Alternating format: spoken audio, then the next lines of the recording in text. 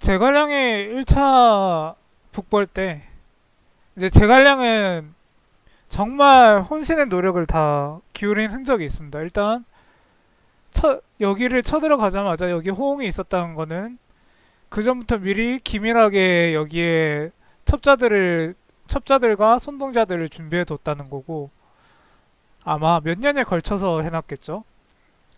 그리고 1차적으로 조언을 이쪽으로 보내서 조언에게 거짓으로 장안을 치는 척 미끼를 보냅니다. 그러니까 조언은 미끼 역할이었죠. 그리고 2차적으로 본진은 여기를 거쳐서 여기 유명한 이제 기산이라는 용어 지명이 자주 나옵니다. 기산을 거쳐서 이 천수 지방을 찝니다. 여기가 정말 요충지였어요. 아, 천수 상교현인데 상교라고 하는 게 낫겠네요. 상교 지방을 찌릅니다. 그러면서 이 상교 지방을 제갈량을 함락시키고 이 뒤를 이제 반란이 일으킨 거를 하나 둘 같이 점령. 반란을 일으켰다 해도 뭐 소규모 반란이기 때문에 이 촉군의 봉군의 도움이 없으면 이길 수 없는 반란이었죠. 그래서 여기를 함락시키고 여기를 틀어막은 동시에 여기를 이제 땅을 가지려는 계략이었어요. 많은 사람들이 뭐 기산을 이쪽이다 평가하는데 제가 봤을 때는 기산은 이쪽이라고 판단하기가 가능성이 있습니다. 왜냐하면 조은은 절대 이 장안과 낙양의 이 정예군을 못 이깁니다. 조은의 규모를 봤을 때 그냥 그 미끼된 군에 가까웠어. 그래서 직접적인 전투는 안 했을 겁니다. 이제 치고 빠지는 전투는 했을지언정. 그래서 여기서 구원병이 옵니다. 그래서 제가 봤을 때 기사는 아마 제갈량의 본진과 그렇게 떨어지지 않는다는 기록을 봤을 때 여기를 잔뜩 포위해놓고 함락은 시키지 못합니다. 여기 성이 있었겠죠. 본군을 함락시키지 못합니다. 여기 이제 어딘가 요충지를 쫙 막으면서 마속한테 시켜서 막게 한 거죠. 왕평과 같이 보내서. 그러니까 마속과 왕평은 여기서 시간만 끌어주고 여기 본군은 어차피 언젠가는 함락이 되거든요. 워낙 그 촉군의 본진과 여기 지키는 사람과는 조금 규모 차이가 엄청 컸어요. 그래서 시간만 들리면 함락이 될 곳이었어요.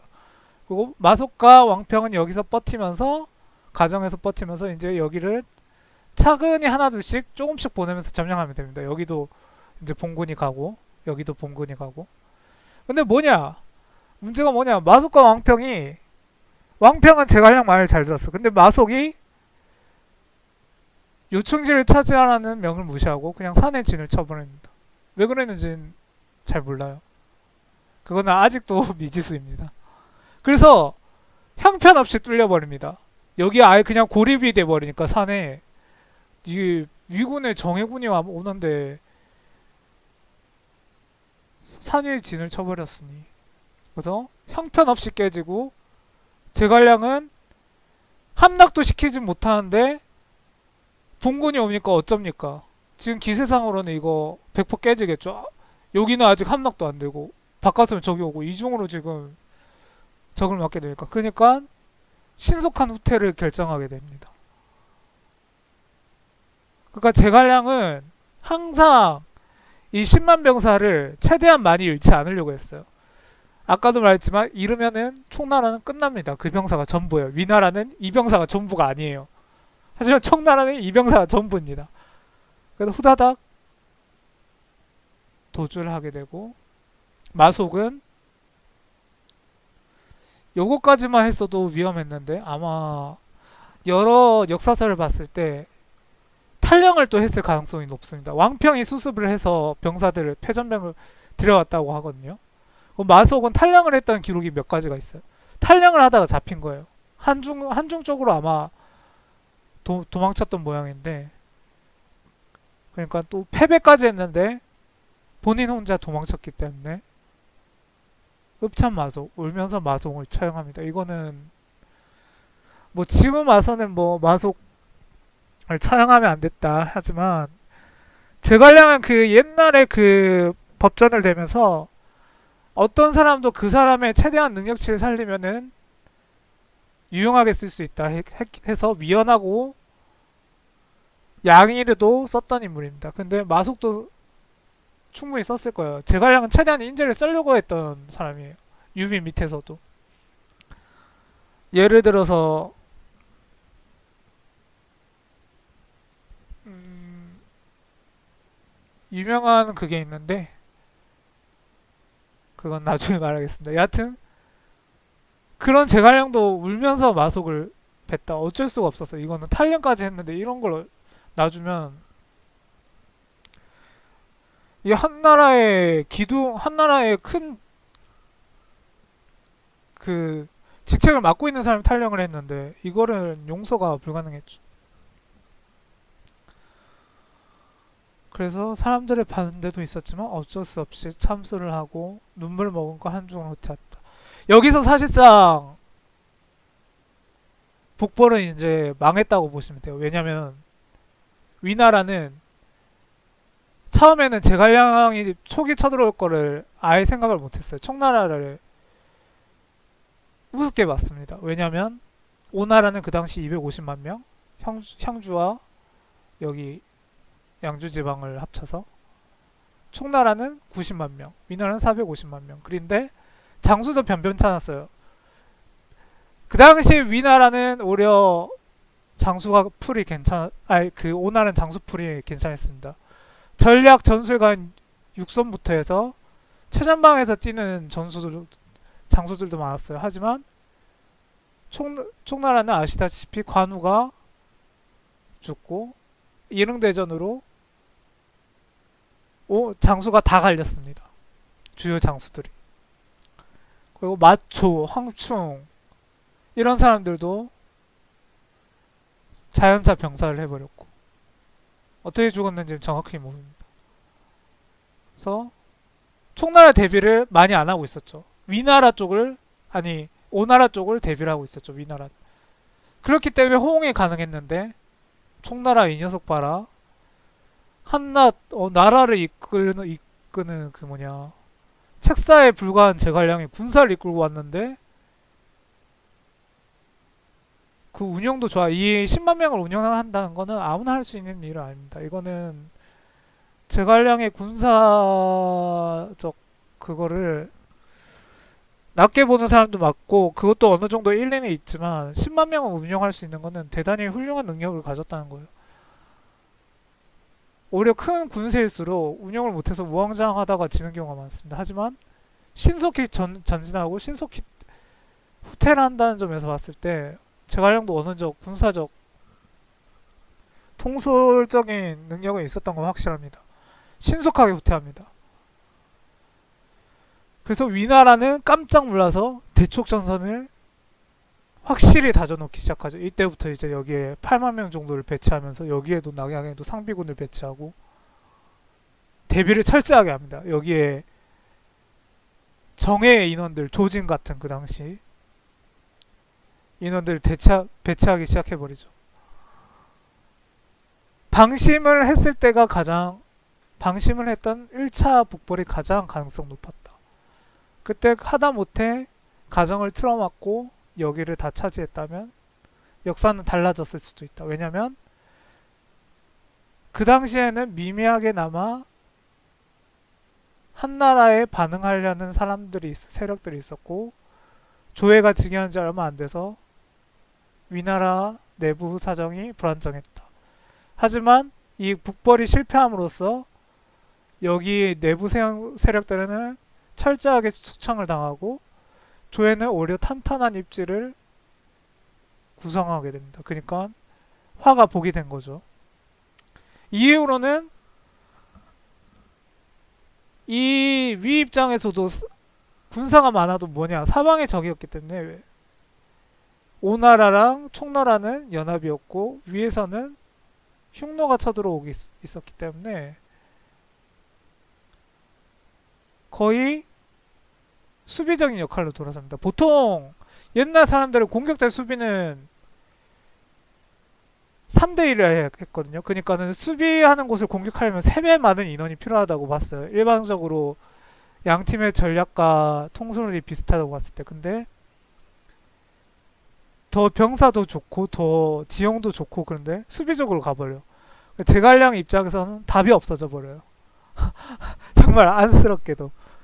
성 튼튼하게 이 요충지에 지어놓고 능력 있는 사람들 배치해두면 뚫을래야 뚫을 수가 없어요.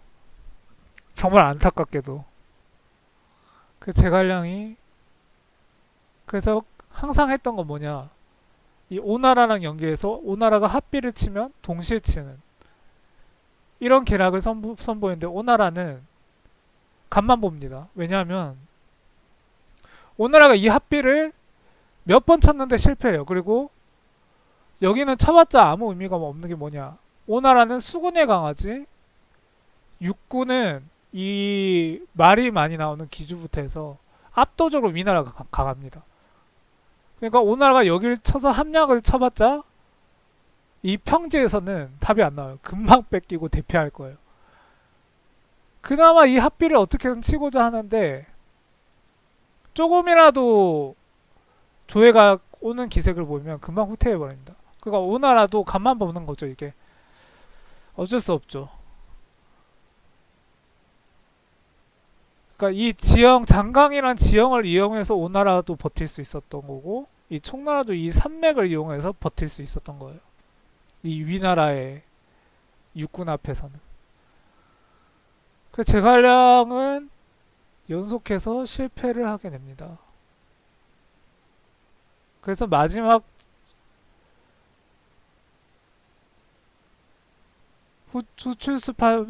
후출사표는 뭐 위작설도 있지만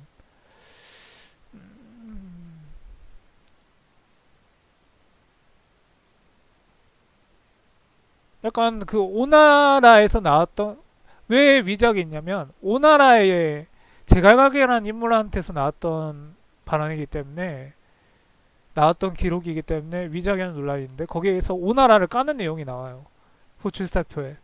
그렇기 때문에 위작이 아닐 가능성이 높아요. 그리고 제갈량은 생각보다 이제 첫 출사표는 굉장히 공손한 얘기로 하지만 후출사표는 공격적인 태도가 많아요. 근데 제갈량은 실제로 위나라랑 싸울 때도 되게, 위나라랑 서신을 주고받은 적이 있는데 공격적인 서신을 위나라고 보내면 되게 공격적인 서식 그 말투로 위나라에 보냅니다. 그러니까 제갈량은 딱 그거였어요. 그 내부 사람은 칭찬하고 잘 다스릴 줄 아는데 그렇다고 공격적이 아는 사람 아니었어요.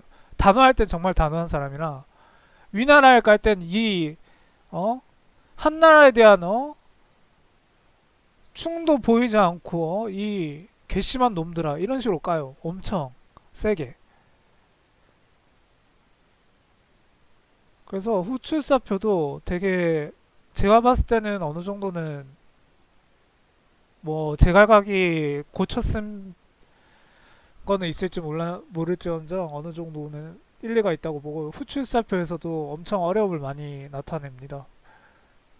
이때는 나이도 많이 먹고 그래서 이 오장원을 진출해서 이 오장원 근처에서 여기서 이제 경작을 하면서 장기전을 펼치려는 마지막 계책을 펼치는데 이제 제갈량이 하도 그 법도 제갈량이 하지, 경제도 제갈량이 다스리지, 군사도 제갈량이 하지, 과로에 몸이 너무나 무너져 있기 때문에 돈 한여름에 과로사를 해버려요. 이 오장원에서 장기전을 하려고 했는데 제가 봤을 때는 죽음을, 그러니까 본인이 몸이 아픈 건 알아도 죽음을 그렇게 예측을 하지 못했다는 생각이 드는 게, 아예 둔전을 해서 장기전을 계략을 선보인 거 보면 본인의 죽음은 아마 본인이 아픈 건 알아도 그렇게 죽음이 빨리 올 거라고 생각하지 못했던 것 같아요. 근데 갑작스럽게 죽음이 와버립니다. 이제 과로한테는 이제 한더위가 정말 힘들거든요. 이 평야에. 그래서 제갈량은 죽고 제갈량의 북벌은 실패합니다. 하지만 제갈량은 그니까는 알고 있었어요. 후추 수사표도 보고 하면은 그 당시에 400만이지 이 400만이라는 인구는 뭐냐 450만 명. 이 호적에 들어가 있는 그러니까 나라에서 조사가 가능한 인구였어요. 근데 이런 전쟁에서 안정돼 있지 못하면 사람들은 어디로 가냐 이 산으로 후퇴하고 이 사람 다스리지 않은 곳으로 도망치고 합니다. 왜냐면 세금 낼 돈도 없고 왜냐면 이 전쟁이라는 게 세금이 많이 들기 때문에 세금을 많이 내야 됩니다. 그렇기 때문에 징벌도 당하기 쉽고 누가 그 당시에도 전쟁에 나가고 싶어 합니까? 그 전쟁도 나가기 싫고 하니까 다 외곽 지역으로 도망치고 합니다. 그래서 도망치지 않고 나라 관리 안에 있는 게 450만 명인데 나라가 안정되면 다시 와요. 그리고 이 평야 지대를 중심으로 위나라는 넓은 땅을 중심으로 인구가 금방 회복됩니다.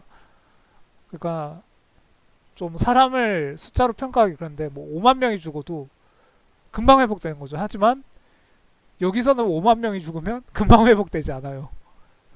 몇 년이 걸립니다. 이제 그 군사로 쓸 수 있는 그렇기 때문에 이 제갈량이 죽고 난 제갈량은 어려움을 느끼면서도 군사를 최대한 일치하려고 가면서도 결국은 불가능한 일을 본인도 알면서 어떻게든 하려고 노력했다. 그리고 제갈량은 그러니까 뛰어난 책사라기보단 그 죽은 유비한테도 그렇게 충성을 가지는 진짜 죽을 때까지 자기 몸을 불태우면서 일을 하다 갔어요. 끝까지 우리는 총나라로 알고 있지만 한나라로 불렸습니다. 여기 한나라였어요. 이제 비하를 하면서 여기 촉이다 해서 총나라 했지 한나라라고 자칭했습니다. 그러니까 한나라를 어떻게든 다시 바로 세우려고 했다. 죽은 역할에 따라서 끝까지 죽을 때까지 일을 했다. 그 예로 보통 사람들은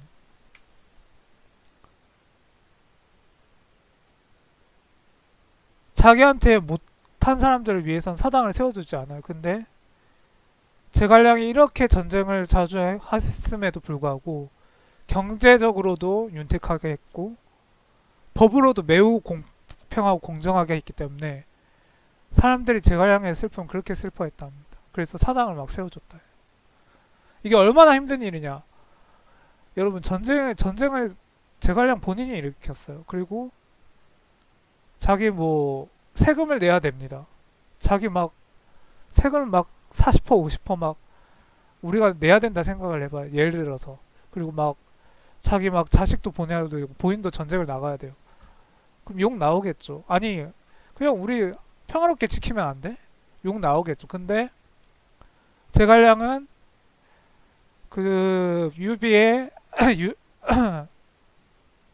뜻을 잇기 위해 끊임없이 전쟁을 일으켜요. 그런데도 경제랑 법에서 엄청 엄격하고 공정을 유지했기 때문에 그리고 경제적으로도 발전을 계속 시키려 했기 때문에 칭송을 합니다.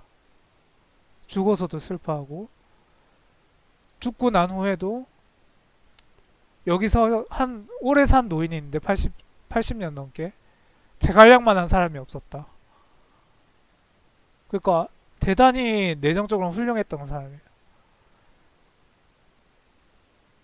그러니까 뛰어난 책사였음에도 불구하고 자기한테 맞지 않는 군사적인 일까지도 하려고 했던 사람이에요.